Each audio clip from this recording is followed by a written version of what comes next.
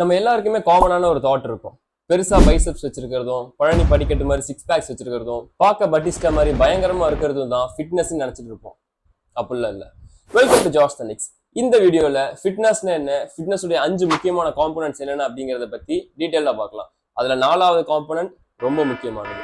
So fitness 5 வகையா பிரிக்கலாம். Muscular fitness, functional fitness, flexibility, cardio respiratory fitness and body composition. So first muscular fitness. Muscular ஃபிட்னஸ்னா உங்க தசைகளுடைய அளவு, உறுதி, ஸ்ட்ரென்த், பவர் அண்ட் உங்களுடைய மசில்ஸால எவ்வளோ ப்ரெஷரை தாங்க முடியும், இது எல்லாமே சேர்ந்தது தான் muscular fitness. Second one functional fitness. Functional ஃபிட்னஸ்னா நீங்க எவ்வளோ சுறுசுறுப்பா இருக்கீங்க, உங்க உடம்புடைய சமநிலை எப்படி இருக்கு, அதாவது பேலன்ஸ்.